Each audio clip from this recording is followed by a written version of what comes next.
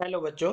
चलो इस प्रश्न को पढ़ते हैं। इस प्रश्न में पूछा हुआ है निम्नलिखित इलेक्ट्रॉनिक विन्यासों वाले तत्व में किसकी आयनन ऊर्जा है वो क्या होती है, सर्वाधिक होती है। तो हमारे पास में यहाँ पर क्या आता है, सबसे पहले हम इस प्रश्न की मुख्य अवधारणा को सीखते हैं। तो मुख्य अवधारणा के अंदर हमारे पास में क्या आ जाएगा कि सबसे पहले देखते हैं कि भाई आयनन ऊर्जा क्या होती है। आयनन ऊर्जा क्या होती है, तो आयनन ऊर्जा होती है वो क्या होती है आपके पास में किसी भी गैसीय गैसीय परमाणु से परमाणु से के बाह्यतम कोश से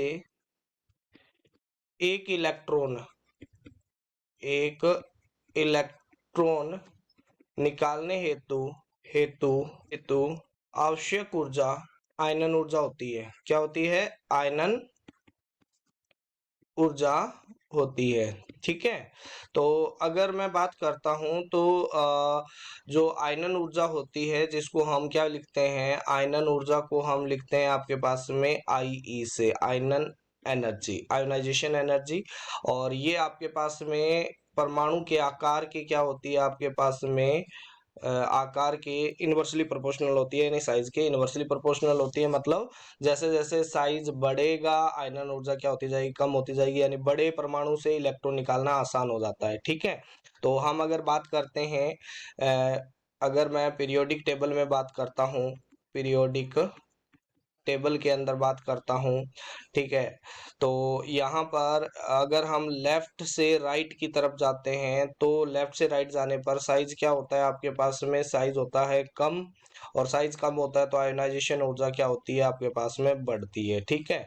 तो अगर मैं कोई भी एक ले लेता हूँ, पीरियड ले लेता हूँ, तो आवर्त ले लेता हूँ, तो उसके अंदर सबसे ज्यादा आयनन ऊर्जा होगी जिसमें बाह्यतम कोश में क्या होंगे, 6 इलेक्ट्रॉन होंगे। फिर आपके पास में क्या आएगा, P5 आएगा। ठीक है। फिर आपके पास में आना तो P4 चाहिए था, बट होता क्या है, P3 वाला क्या होता है आपके पास में, सबसे अधिक स्टेबल इलेक्ट्रॉनिक कॉन्फ़िगरेशन होता है, इलेक्ट्रॉनिक विन्यास होता है, इसलिए P3 की आयनन ऊर्जा, इस वाले समूह की आयनन ऊर्जा ज्यादा होती है किससे, P4 से। और फिर क्या आता है आपके पास में, P2 आता है। फिर आपके पास में क्या आता है आपके पास में P1। तो यहाँ पर आपके पास में फिर आपके पास में चेंजेस आता है, क्योंकि यहाँ पर जो S है, तो S2 की जिसमें S2 इलेक्ट्रॉनिक कॉन्फ़िगरेशन होता है उसकी आयनन ऊर्जा ज्यादा होती है किससे, P1 वाले से। और फिर आपके पास में आता है S1 वाले से। तो ये आपके पास में आता है। और ऐसा क्यों होता है आपके पास में, ऐसा इसलिए होता है आपके पास में कि अगर देखा जाए तो ये वाला आपके पास में क्या होता है, पूर्ण पूरित इलेक्ट्रॉनिक विन्यास है। ठीक है। और यहाँ पर भी ये एक्सेप्शनल केस आता है। इसका कारण क्या होता है, इसका क्या होता है, अर्धपूरित इलेक्ट्रॉनिक विन्यास। ठीक है। और यहाँ पर भी आपके पास में एस में क्या होता है, पूर्ण पूरित होता है, पूर्ण पूरित इलेक्ट्रॉनिक विन्यास है, पूर्ण पूरित इलेक्ट्रॉनिक विन्यास है। और ये क्या है आपके पास में, इस वजह से इसका क्या होता है, ज्यादा होता है। अब यहाँ पर अगर हम बात करते हैं, ठीक है, और हम अगर ऊपर से नीचे जाते हैं, अप टू डाउन की तरफ जाते हैं, तो साइज क्या होता है आपके पास में, साइज है वो बढ़ता है, जिसकी वजह से आयनन ऊर्जा क्या हो जाती है, कम हो जाती है।